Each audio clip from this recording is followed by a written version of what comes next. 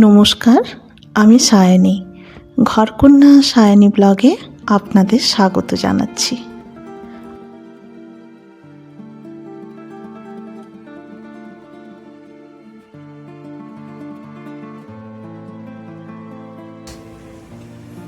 বাইরে রোদ ঝলমলে আকাশ, বৃষ্টির কোনো দেখাই নেই, প্রচণ্ড গরম। এখনও রিকির স্কুল ছুটি চলছে, গরমের ছুটি। দেখুন সারাদিন ওর একটাই কাজ, বসে বসে টিভি দেখা, কার্টুন দেখা। নিজের স্নানটি হয়ে গেছে আগে, আর এই টেন্টের সাথে সারাক্ষণ খেলা। টেন্টের ভেতরে এই গরমের মধ্যে বসে থাকে, আর সারাক্ষণ গাড়ি নিয়ে এইরকম দৌড় বানিয়েছে, এইসব কাজই করতে থাকে। সকালে নিয়ম রক্ষার্থে সামান্য কিছু পড়াশোনা করে নেয়, পড়াশোনা করে ব্যাস স্নান করে স্কুলের প্রজেক্টগুলো এসে বানিয়েছে। স্কুলের প্রজেক্ট রেডি, এগুলো সব ও একাই বানিয়েছে, কাউটাও বানিয়েছে, সব কিছু ওই বানিয়েছে। প্রজেক্টগুলো রেডি হয়ে গেছে প্রায়। স্কুলও খোলার সময় হয়ে গেল। জলের বোতলটি নিয়ে বসেছে, টিভি দেখছে। আর বাইরে দেখতে উঠি, আর দেখুন সেই গাছ ভর্তি আমটা, আম গাছটা আর নেই, পুরো আম গাছটা কেটে ফেলেছে। প্রচুর আম হয়েছিল, আমাদেরকেও দিয়েছে কিছু। আর জানেন সব থেকে বড় ব্যাপার, আমগুলো না খুব মিষ্টি, খুব ভালো আম। আসলে পাশে ওই বিল্ডিংটা হয়েছে তো, ওনাদের অসুবিধের জন্য গাছটা কেটে ফেলেছে। ওনারা রিকোয়েস্ট করেছিলেন যে ওনাদের অসুবিধে হচ্ছে, তাই আমাদের এই বাড়ির আঙ্কেল গাছটি কেটে দিয়েছে। গাছটা যখন কেটেছিল জানি না ওনাদের কতটা কষ্ট হয়েছে, আমার কিন্তু খুব হচ্ছিল। এত গাছ ভর্তি আম হতো না, আর আমগুলো সব থেকে বড় ব্যাপার খুব মিষ্টি আর খুব ভালো জাতেরই আম ছিল। কেন যে কেটে ফেললেন, আর একটু ওনাদের রিকোয়েস্ট করতে পারতেন যে ডালগুলো ছোট করে দিচ্ছি। শুধু দেখুন এই সাইডের ডালটা, মানে ওনাদের বাড়ির দিকে যে ডালটা রয়েছে ওটাই শুধু রেখেছেন। জানি না পরের বছর কতটা আম হবে এতে। আর ওনাদের গাছগুলো যেমন তেমন রয়েছে, কত নতুন পাতা ধরেছে। আর বাইরে এত রোদ ঝলমলে, বলেছে তো আজকে বৃষ্টি হবে, কিন্তু কি হয় দেখা যাক। দেখি শুরু করছি। আমার স্নান হয়ে গেছে, ও তো অফিস চলে গেছে, দিদিরও স্নান হয়ে গেছে। এবার আমি পুজো করবো, পুজো করে রান্না বসাবো। আজ তো বৃহস্পতিবার, তাই পুজো সেরে নিই তাড়াতাড়ি, তারপর রান্না করি। তুলসী গাছটা পুরো মারা গেছে জলের অভাবে। দেখুন এখন আমি তুলসীর বীজ ছড়িয়ে দিয়েছিলাম, সেই তুলসীর মানুষে আবার দুটো ছোটো ছোটো চারা বেরিয়েছে। দেখুন আমি ওয়েট করছি কবে এই চারা দুটি বড় হবে। তাই আমি রোজ এই তুলসী মঞ্চে জল দিতে থাকি, নতুন চারা আর লাগাই না। এইভাবে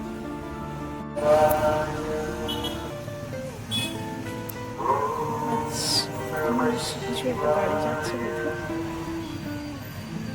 ওম নমঃ শিবায় বলে যাচ্ছে, কেউ মারা গেছে বলে। আমি ভেবেছিলাম কোনো এর গাড়ি, কিন্তু কেউ একজন মারা গেছেন, সেই গাড়িটি সপ্তাহ যে গাড়িগুলো হয় ওই গাড়ি যাচ্ছে। আমি ভাবলাম কোনো আজকে বৃহস্পতিবার তো, এখানে সাই বাবার খুব ভক্তরা এইভাবে গাড়িতে করে সাই বাবাকে সাজিয়ে নিয়ে বাইরে বেরোন। আমি ভাবলাম সেই গাড়ি, কিন্তু দেখলাম না, ওটা সপ্তাহ গাড়ি।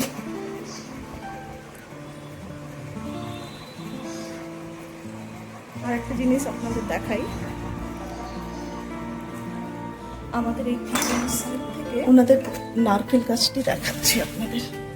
দেখুন নারকেল গাছটাতে কত নারকেল ধরেছে। আমাদের বাড়িতে হলেও হয়তো আমরা ডাব অবস্থাতেই পেরে নিতাম। সমস্ত নারকেল দেখুন শুকনো হয়ে গেছে। আঙ্কেল এসে এখান থেকে ওই একটা রডের মতো কিছু নিয়ে আসে, এখান থেকে পাড়ে, আর আমাদেরও দেন অবশ্য। একটা একটা করে যখন যেরকম লাগে তখন পেড়ে নিয়ে যায়। আমার এখান থেকে পারতে সুবিধা হয় বলে তাই এখান থেকেই উনি পেড়ে নিয়ে যান। দেখুন কত নারকেল ধরেছে। আমাদের ওখানে হলে আপনারা কি করতেন বলুন তো? নারকেলটাকে একটু কমেন্ট করে জানাবেন। এত নারকেল। পুজোটা করে নিই, পুজো করে আবার ফিরে আসছি। দেখি আজকে কি রান্না করি। আজ তো নিরামিষই রান্না করব। পুজোটা করে নিই, তারপর রান্না করব। সেই রান্নাটি আপনাদের সাথে শেয়ার করব। দেখুন গাছগুলি কত সুন্দর হয়েছে। আসলে বাড়ি চেঞ্জের সময় এই পটটি আমার ভেঙে গেছিল, তাই আমি কয়েকটি পটেরও অর্ডার দিয়েছি। এই গাছগুলিকে আমি ওই নতুন পটটাতে ট্রান্সফার করবো। আপনাদের দেখুন কত সুন্দর হয়েছে গাছটা। সবগুলোকে ট্রান্সফার করবো। আজ একটু রোদ দিয়েছি গাছগুলোকে আজকে একটু জল দিয়ে বাইরে বের করেছি রোদ খাওয়ানোর জন্য। সব থেকে আমার এই গাছটা খুব শখ ছিল। এটা তো আপনারা জানেনই,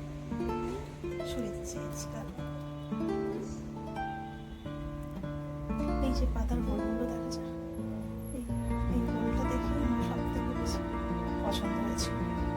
আমার এক বান্ধবীর কাছ থেকে আমি নিয়ে এসেছিলাম, ওর এই গাছটি ছিল তাই নিয়ে এসেছিলাম। রোদ ফিরে গেছে গাছটিতে, দেখুন একদম পাতাগুলো আমার চকচকে হয়েছিল। বৃহস্পতিবার নিরামিষ, তাই বানিয়েছি মুগের ডাল, বাঁধাকপির তরকারি,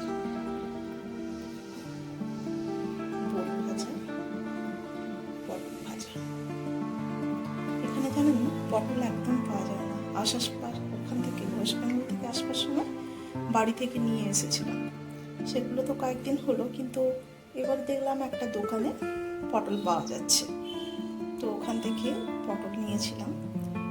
আমার পটল ভাজা খুব ভালো লাগে, তাই দেখুন পটল ভাজা করেছি, বড়ি ভাজা করেছি, বাঁধাকপির তরকারি, মুগ ডাল, আর টক দই তো আমার এখানে রোজই থাকে। রিকি তো টক দই ছাড়া ভাতই খাবে না, যাই হোক ওকে টক দই দিতেই হবে, তাই টক দইও রয়েছে। ব্যাস এটাই ছিল আজকে আমার এই লাঞ্চে। ও অফিস থেকে বাড়ি আসে, লাঞ্চ করে এই অফিস যাচ্ছে। বাইরে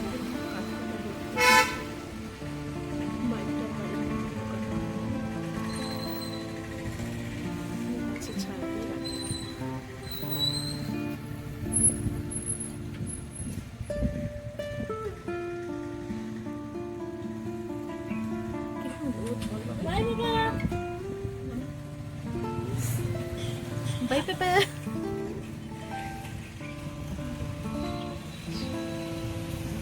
আকাশের যা হাল দেখে তো মনে হচ্ছে না বৃষ্টি হবে, কিন্তু ওয়েদার রিপোর্ট তো দেখা যাচ্ছে বৃষ্টি।